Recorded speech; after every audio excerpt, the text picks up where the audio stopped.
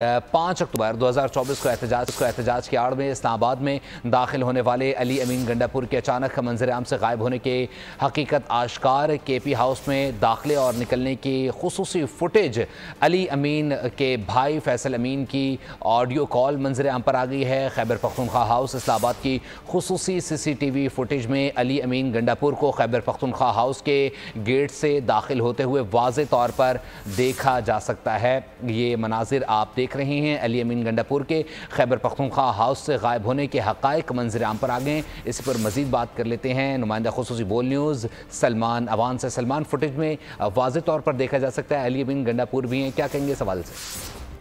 जी बिल्कुल, फुटेज में बिल्कुल वाज़ेह है और जिस तरह से पाकिस्तान तहरीक-ए-इंसाफ की क़यादत के बयानात सामने आए हैं वो भी बिल्कुल वाज़ेह हैं कि किस तरह से उन्होंने कन्फ्यूजन और इंतशार फैलाने की कोशिश की। अली अमीन गंडापुर के गायब होने के जो मामला है उसके ऊपर किस तरह से उनकी जानिब से मुतज़ाद बयानात देकर ये बात साबित करने की कोशिश की गई कि वफाक पर हमला करने वाले एक सूबे के वज़ीर आला को मुमकिना तौर पर मुबैना तौर पर किसी ने कहा हिरासत में ले लिया है, किसी ने कहा गिरफ्तार कर लिया है, किसी ने कहा गिरफ्त में ले लिया है। जबकि हकीकत यह है कि जो फुटेज सामने आई है वो सच बता रही है, वो सच को बिल्कुल दिन की रोशनी की तरह उसने अया कर दिया है कि किस तरह से 5 अक्टूबर 2024 का जो एहतजाज का मामला है, एहतजाज की आड़ में इस्लामाबाद में दाखिल होने वाले वज़ीर आला KP के अली अमीन गंडापुर जो है किस तरह से मंजर आम से गायब हुए। और जो KP हाउस में दाखिले और एग्जिट की वीडियो है, खुसूसी फुटेज है, उसमें देखा जा सकता है कि किस तरह से अली अमीन के जो भाई हैं फैसल अमीन, उनकी ऑडियो कॉल भी एक मंजर आम पर आई है जिसमें खैबर पख्तूनख्वा इस्लामाबाद हाउस की खुसूसी जो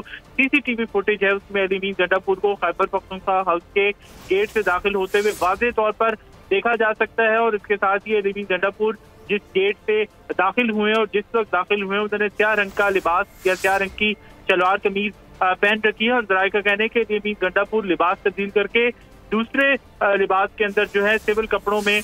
बमा सिविल एहलकारों के वो रवाना हुए हैं पुलिस एहलकारों के साथ KP के हाउस से। और देखा जा सकता है कि किस तरह से वज़ीर आला अली अमीन गंडापुर अपनी मर्जी से हिफाजती एहलकारों के साथ KP हाउस में आए हैं, वहां आराम से बैठे हैं, लिबास तब्दील किया है और किस तरह से इस दूसरे लिबास के अंदर कपड़े तब्दील करके वो KP हाउस से जा रहे हैं। ये बिल्कुल ना झुटलाए जाने वाले हकाइक हैं, वीडियोज हैं, फुटेजेस हैं जो कि बात साबित करती हैं कि अली अमीन गंडापुर मुजाहिदीन को खुद अपनी मर्जी से आंसू गैस की शेलिंग खाने के लिए छोड़कर गायब हुए, जबकि दूसरी तरफ अपनी मर्जी से सियासी फायदा हासिल करने के लिए चंद अनासिर अवाम की आंखों के अंदर धूल झोंक रहे हैं। और ये धूल झोंकने वाले अनासिर जो है इस वक्त available on ground Pakistan Tehreek-e-Insaf की क़यादत है, जिसके अंदर कौमी असेंबली में अपोजिशन लीडर उमर अयूब खान है, बैरिस्टर सैफ हैं। इन सब की हमने देखा, ये दीगर रहनुमा भी हैं, किस तरह से मुतज़ाद बयानात आए। किसी ने कहा हिरासत में ले लिया है, किसी ने कहा हिरासत में लिया जा सकता है, महफूज मकाम पर मुंतकिल कर दिया गया है। तो ये तमाम तर जो कन्फ्यूजन फैलाई गई, तमाम तर जो मामलात को रूमानी रंग पहनाने की कोशिश की गई, उसका मकसद ये था कि ज्यादा से ज्यादा इंतशार फैलाया जाए, ज्यादा से ज्यादा बलवा दंगा फसाद किया जाए और इस्लामाबाद को बिल्कुल एक अनसिक्योर इनसिक्योर कैपिटल के तौर पर पेश किया जाए, जो कि दुनिया की एक बड़ी कॉन्फ्रेंस करने की मेजबानी करने का अहल नहीं है। तो ये एजेंडा जो है यकीनी तौर पर एक मज़मूम एजेंडा था जो कि बुरी तरीके से इस बार भी नाकाम हुआ है। लेकिन अफसोस इस बात का है कि पूरे पाकिस्तान को, पूरे मीडिया को, पूरे इस्लामाबाद को, पूरे कैपिटल को यरगमाल बनाने की कोशिश की गई और मकसद सिर्फ ये था कि पाकिस्तान को रुसवा किया जाए, पाकिस्तान को दागदार किया जाए। जी बिल्कुल सलमान, हमने पहले भी देखा है कि जो PTI की क़यादत है वो बार बार एहतजाज के दरमियान से एकदम गायब हो जाती है। और ये रिवायत कल भी हमने देखी कि जिस तरीके से जो KP के वज़ीर आला उनकी क़यादत में तो ये लोग आए, लेकिन फिर जो क़यादत है, जो लीडरशिप है, वही गायब हो गई। तो गई कहाँ? क्या मज़ीद भी फुटेज सामने आ रही हैं?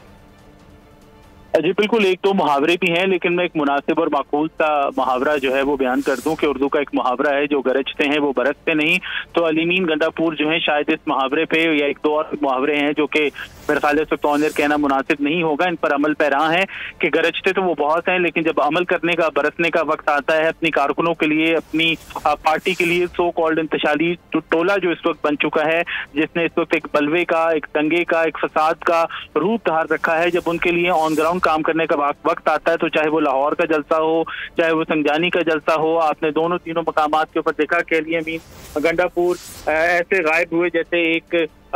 3 गायब होने वाला मुहावरा जो है वो बोला जाता है। तो ये सूरत हाल जो है, इसका मकसद आप सिर्फ और सिर्फ ये जान लें कि जेल के अंदर बैठे हुए जो उनके लीडर हैं, उनके जो पीरो मुर्शिद जिनको वो दर्जा देते हैं, उनका मकसद सिर्फ और सिर्फ ये है कि उनके साथ बातचीत की जाए, उनको इंगेज किया जाए और उनकी रिहाई के लिए कोशिश की जाए। आप देखें कि खैबर पख्तूनख्वा की हुकूमत हो, कोई अपनी गवर्नेंस के ऊपर बात नहीं करती है। अमीन गंडापुर ये दावा लेकर नहीं आ रहे कि उनकी गवर्नमेंट जो है KPK के अंदर उसने 7-8 माह के अंदर बहुत बेहतर काम किया है, वो बाकी सूबों से बेहतर काम कर रहे हैं। उनकी गवर्नमेंट के पास कुछ करके दिखाने को नहीं है, सिर्फ और सिर्फ अपने एक लीडर की, अपने बानी चेयरमैन की रिहाई का वो एजेंडा और झंडा उठाकर इस वक्त पूरे पाकिस्तान के अंदर दंगा फसाद करने की कोशिश कर रहे हैं। यही वजह है कि क्योंकि एक सॉलिड ठोस अवामी एजेंडा मौजूद नहीं है, सिर्फ और सिर्फ पाकिस्तान को इस वक्त उनका मकसद ये है कि यरगमाल बनाया जाए और 1 पॉइंट एजेंडा उनका यही है कि किस तरह से उनके जो लीडर हैं उनको जेल से बाहर लाया जाए। जो कि बदकिस्मती की बात यह है कि इस वक्त जो लीडर हैं अपने किए का, अपने कर्मों का फल भुगत रहे हैं, इस वक्त एक कानूनी प्रोसीजर का सामना कर रहे हैं और ऐसे में उनके लिए बाहर आना या किसी की जानिब से उनको एंगेज किया जाना दिन ब दिन मुश्किल से मुश्किल तर होता चला जा रहा है। क्योंकि जिस तरह से वो अपनी रिहाई को उन्होंने जिंदगी मौत का मसला बना दिया है, अपनी रिहाई को उन्होंने पाकिस्तान के साथ नती कर दिया है कि अगर वो रिहा होंगे तो पाकिस्तान होगा, खुदा न खास्ता, और अगर वो नहीं होंगे तो वो उसके बरक्स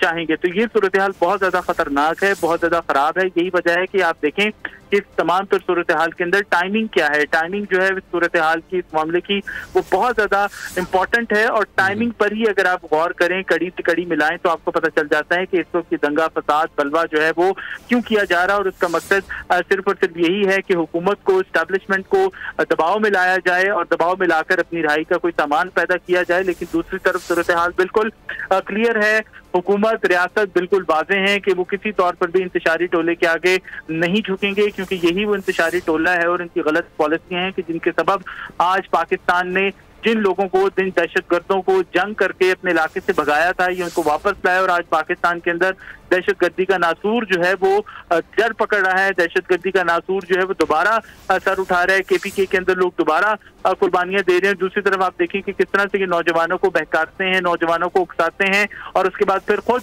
गायब हो जाते हैं। तो ये तमाम की तमाम क़यादत आप देखें कि जितने लीडर्स हैं, जितनी इनकी फुटेजेस सामने आ रही हैं, वो फुटेजेस यही बता रही हैं कि वो बड़ी बड़ी लग्जरी गाड़ियों के अंदर बैठे हैं, बड़े बड़े लग्जरी ऐवानों के अंदर बैठे हैं और वहां से नौजवानों को उकसाने के, नौजवानों को मनफी उनके अंदर रुझान जो है उसको हवा देने की कोशिश कर रहे हैं, आग भड़काने की कोशिश कर रहे हैं, लेकिन खुद महफूज ठिकानों पर मौजूद हैं, ऑन ग्राउंड मौजूद नहीं है। मकसद सिर्फ और सिर्फ यही है कि इसको ज्यादा से ज्यादा गंद उछाला जाए, ज्यादा से ज्यादा गर्द उछाली जाए, ज्यादा से ज्यादा पाकिस्तान के अंदर आग लगाई जाए ताकि SCO कॉन्फ्रेंस जो है वो सबोटाज हो। जी बिल्कुल सलमान, इसमें एक वाज़े तौर पे आपने पिक्चर क्लियर कर दी है नाज़रीन के लिए भी जो इस वक्त देख रहे हैं। लेकिन ये क़यादत जो KP से उन तमाम तर अफराद को लेके आई थी, दीगर सूबों से निकालने की कोशिश कर रहे थे, जो अब गिरफ़्तार कर लिए गए हैं वो कारकुनान, उनका क्या होगा? क्योंकि लीडरशिप तो एक बार फिर गायब हो गई थी। अब गिरफ़्तार कारकुनान किए गए हैं, FIRs उनके खिलाफ की जाएंगी, मुकदमात उनके खिलाफ दर्ज किए जाएंगे।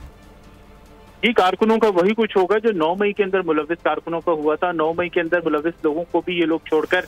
आ गए थे। यही लोग थे जिन्होंने कारकुनों को उकसाया, यही लोग थे जिन लोगों ने कारकुनों को बताया कि कब, कहाँ, किस जगह जाकर किस मुजस्मे को, किस दरवाजे को, किस दीवार को, किस बिल्डिंग को आग लगानी है, किस मकाम पे जाकर हमला करना है। कारकुनों को नहीं पता था। लाहौर में रहने वाले बहुत सारे लोगों को शायद नहीं पता था कि कोर कमांडर हाउस जो है वो कहाँ वाक़ है। पेशावर में बहुत सारे लोगों के जहन में कभी वहमो गुमान में भी नहीं आया होगा कि वो किला बाला हिसार को मैदान जंग बनाएंगे या रेडियो पाकिस्तान पर हमला करेंगे। शोहदा की यादगारों के पास से, जो कि चौकों में चौक भी लगाई जा सकती है, लेकिन इसी लीडरशिप ने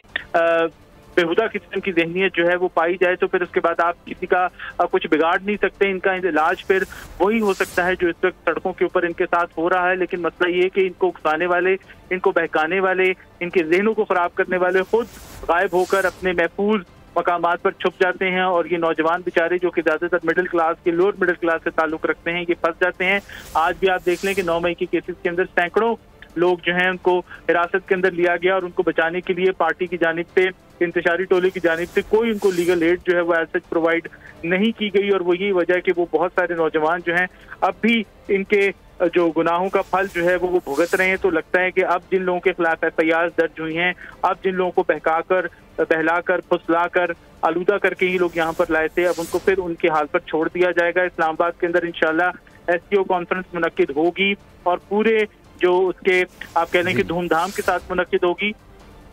लेकिन जो ये लोग हैं खैबर पख्तूनख्वा हाउस से गायब होने के जो हकायक हैं, फुटेजेस मंजर आम पर आई हैं, नुमाइंदा खुसूस सलमान अवान हमें अपडेट करते, बहुत शुक्रिया आपका। और भी आप बताएं कि डी चौक पर एहतजाज कार